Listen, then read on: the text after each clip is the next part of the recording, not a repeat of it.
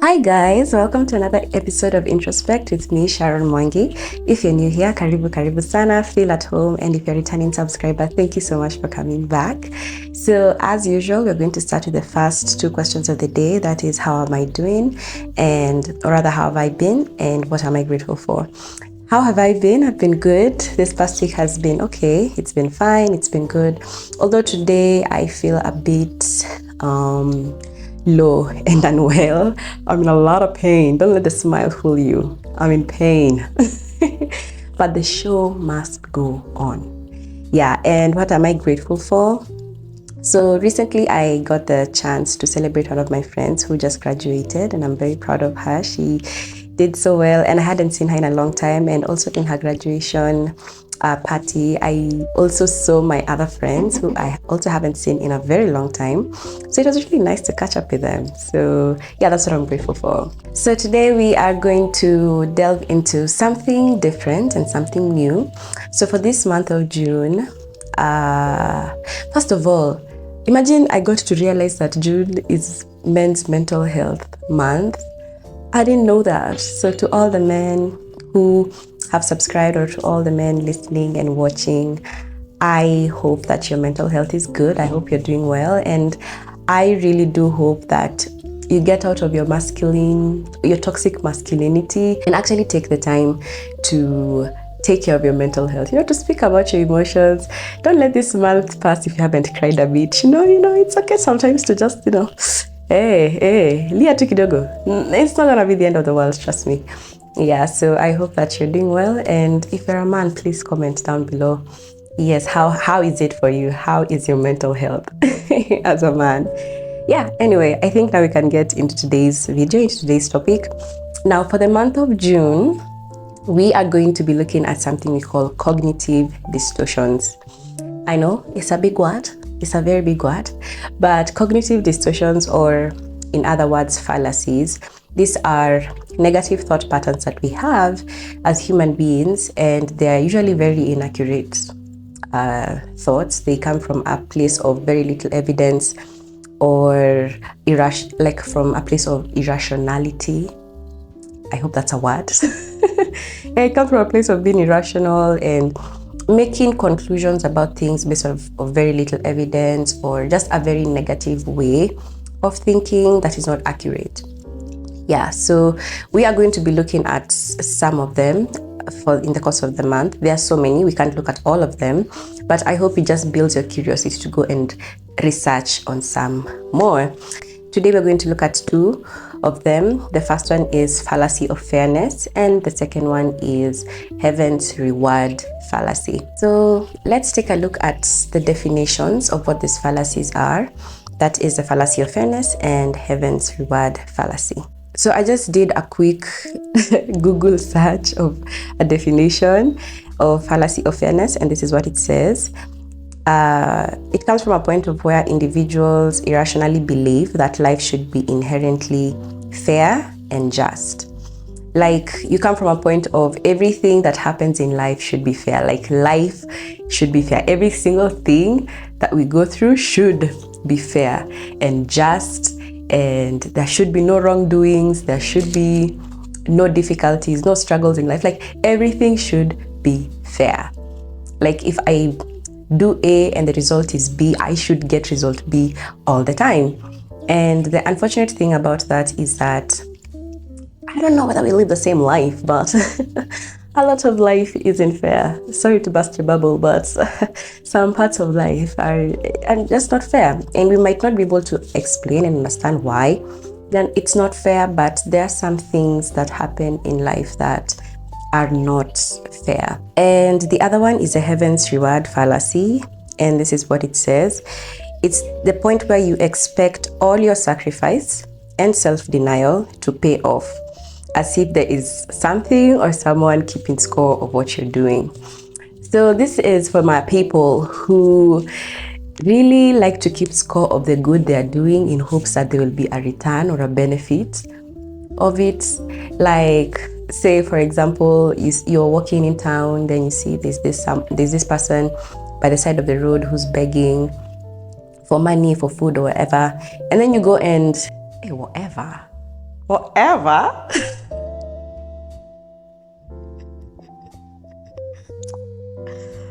Oh my God, someone take me to UK, cause whatever.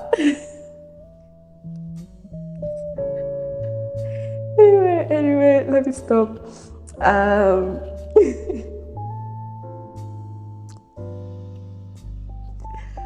where did the British accent come from? Okay, all right. I even lost my train of thought. What am I saying? Yeah, so when you're in town, on the roadside, you see this guy begging for food or money or something, and then you go and give them money, and then you keep it as a record of right that you have done, and then you hope that one day someone is going to repay you back for the money or for the good that you've done. Like, I mean, like some things you just do and you don't wait for a reward. The reason why I think it's important for us to talk about these things is because I think a lot of us have some types of thoughts and thought patterns, and we think that it's normal to think that way and it's healthy to think that way. But in all honesty, it's not. And I do not judge anyone, because even for me, it's only up until recently when I started learning about, when I was in school and I was learning about these cognitive distortions, I was like, come on, isn't this like a normal way of thinking? I think this is how life should be, you know?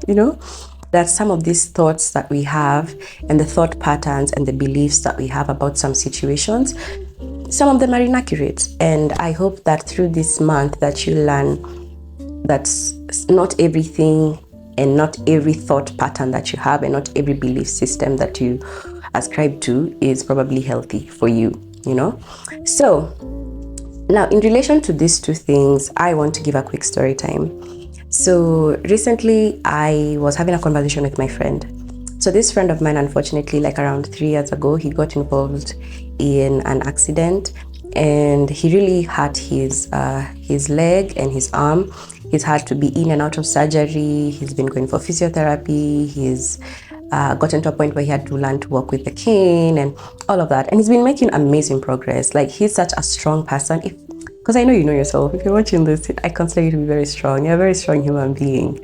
Yeah, so his life, of course, came to a point where he got to a standstill for a while because he had to recover from the surgeries and all of that. So he had been making like such great progress. He had gotten to a point where he could even now like at least walk, even without using like the cane and all of that. But unfortunately, he had to go back to surgery because, yeah, something happened and his leg brought problems all over again, and it's like starting from scratch.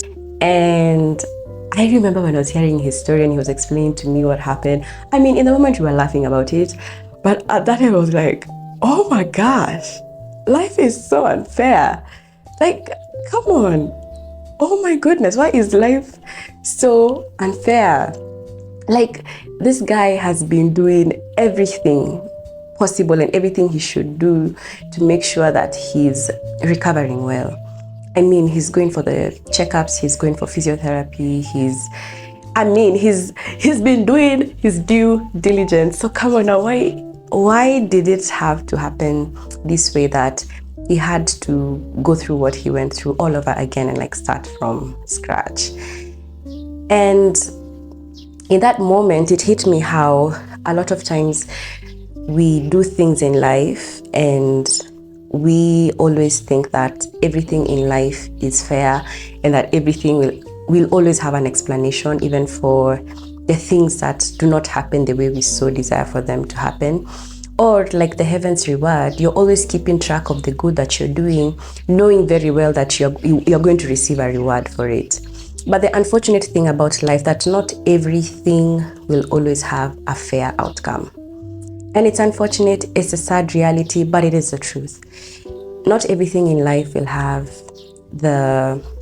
we won't reap the benefits all the time. We won't see our fruits all the time. Not to say that this is a message of hopelessness and like we should not have faith and we should not hope and we should not anticipate for good things and stuff like that. No. But the fallacy of fairness and heaven's reward comes from a point of, for you, like, you do not believe that anything in life can be unfair. Like, I do this, I get this result. I do this, I get this result. And it is true for most situations, but not for all situations. I remember last year I was doing a Bible study with a dance group that I'm part of, and we were looking at the wisdom books in the Bible. Damn, this has turned into a sermon now. Okay, it's okay. Yeah, so, and we were looking at the wisdom books, and I think it's Ecclesiastes, Proverbs, and Job. And we were watching a video that was kind of summarizing the differences of these books. And I remember the video, the people were saying that, number one, Proverbs is the kind of book that when you read, it talks about the principles that operate in life most of the time. Like most of the time. Like you reap what you sow, a little folding of the hands, a little sleep, a little slumber, and poverty will strike like a vagabond, If you want wisdom, ask for it, and all those kind of things. Like Proverbs comes from a point of, these are the principles that there are of life, and in most situations, this is how life is gonna go. And then we go now to Ecclesiastes, written by the same dude, but now it is meaningless. Everything is meaningless. Vanity. It is all vanity. And I think if you read these two books, you'll realize just how different they are. You'll just realize, like, okay, they're so different. But the video that we were watching talked about how Ecclesiastes, now the book, is about those life principles that we read in Proverbs. Those are what happen most of the time. But now there are these life principles that happen sometimes. I mean, like, it's not the natural progression of how things will go, but sometimes things can go this way as well. One of the verses I like from Ecclesiastes is chapter 9, verse 11, Ecclesiastes 9:11. It says, "The race is not for the swift, nor the battle for the strong, nor does food go to the learned, nor does food go to the wealthy, or favor to the learned, but time and chance happens to them all." So when I read that verse for the first time, I was like, damn, this is such a harsh reality of life. That in as much as we all have a race to run, the most natural thing to assume is that the person who is the fastest is the one to win the race, right? But now we're told that the race is not always for the swift. Meaning, sometimes in life you can run fast, but someone who is slower than you sometimes might win that race. And you, the one who's fast, might be the one to lose the race. And it's unfortunate. Sometimes there's gonna be a battle, a struggle, a fight in life. There are challenges that will come in life. And it goes on to say that the battle is not for the strong, meaning sometimes the weak ones are the ones who are going to win the fight, and the strong ones are the ones who are going to be defeated. It's just a natural balance of life, in that there's some situations that will be fair, but not all the time. And then there are some situations that are gonna be unfair.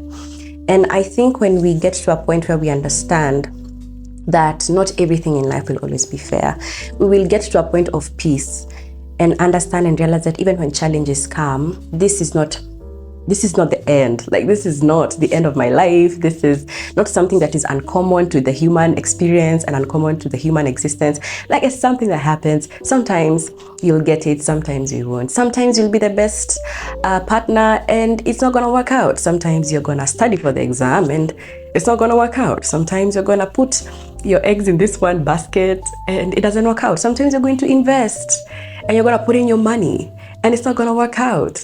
You get me?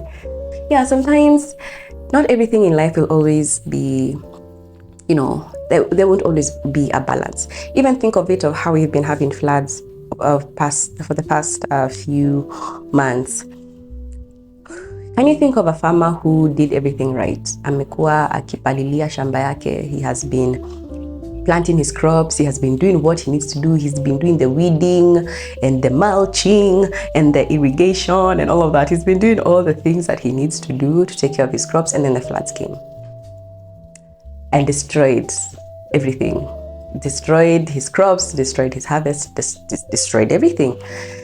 I mean, when you look back at it, the farmer did everything they could. They just did what is right. They did what they should do at the moment, but it didn't work out. So I think with this information, it's not information to make you feel like sad or hopeless. It's just a wake-up call for you to learn how to adapt, to get to the point of awareness that not everything will always go as desired. And when now we have been met with that uncomfortable and that unfair situation, how do we deal with it?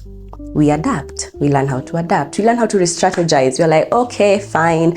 It is now my turn to experience the unfair side of life, but I can adapt.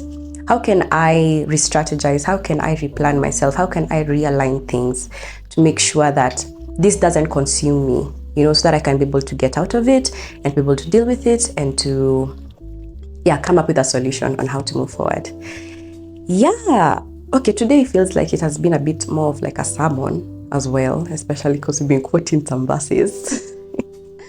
Yeah, but I hope it's been helpful and I hope it's beneficial and I hope it helps someone who feels as though they're stuck in a rut because things are not working out.